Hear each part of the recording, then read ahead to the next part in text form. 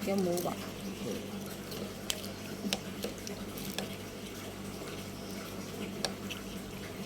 มาค่าก๋วยเตี๋ยวหมูใส่ผิดน่าจะกินแบบไปกิน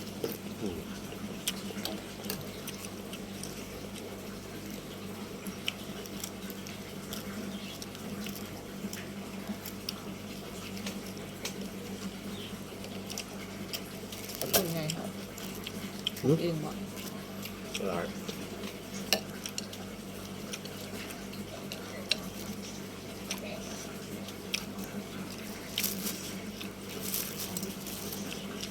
ไม่ตัดเอาไปเจ็บนี่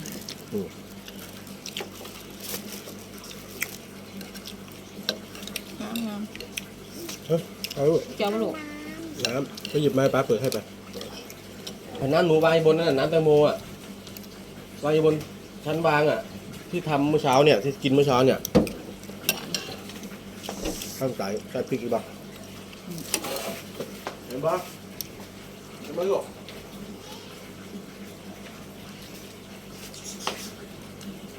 เสียเป็นราคา20 บาทเตี๋ยวเส้นหลายกินหมดไปแล้วหมอเห็นหลาย20 บาทเราไปทำซุปก็เส้นให้มันโต๊ะขนาดนั้นแล้วก็ปรุง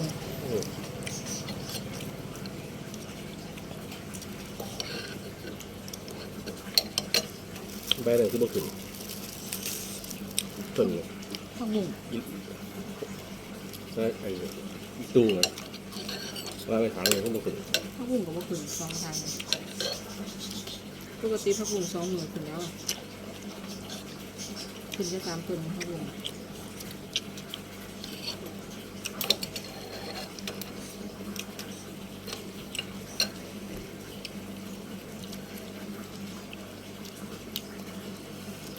ปกติผักบุ้งมันกินง่ายขึ้นเวลาคิดกับมันบอกราคาอีกอะไรไปกิน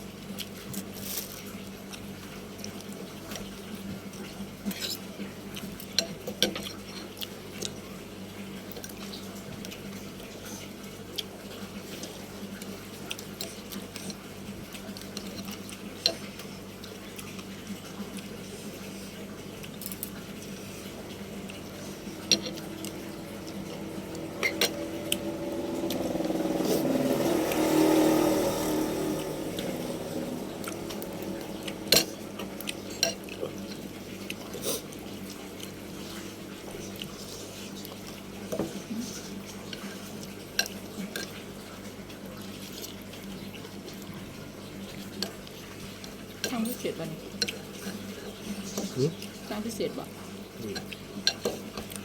ผู้เราสวยกินมาเบิดมั้งผู้สวยกันละลาย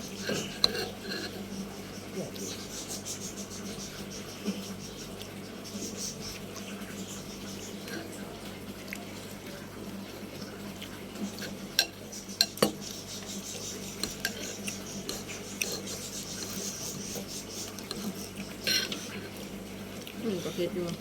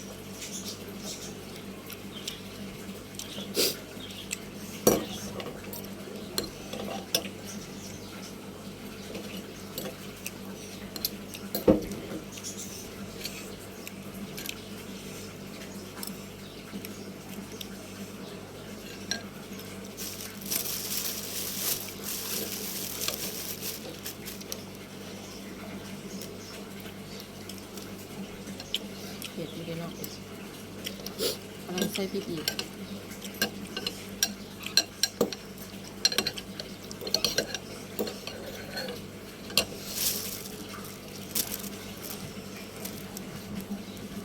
แล้วตลาดวันเนี่ย ไปเลย เนี่ยที่จะไปต้องเว้นลืมถามเพื่อนว่าไปกับเบียร์จริงๆ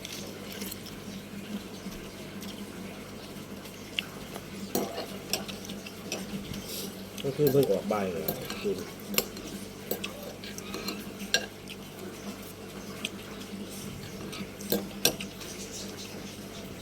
นี่สวยอยู่ป่ะ เมื่อเข้าไป ผู้ชายป่ะ ทั้งหลัง ไม่สวย คือไม่ได้เข้าไป ไปน้ำดาว มันหนักกว่าดอกไม่ไปเที่ยว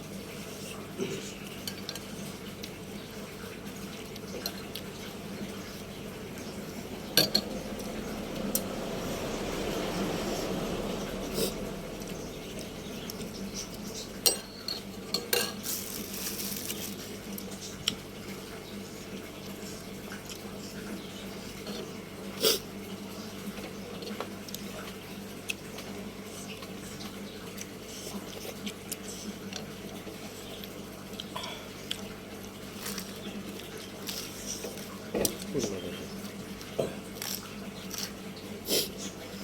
น่ากิน ก้อนดีป่ะก็จะทำ เป็นน้ำเปล่า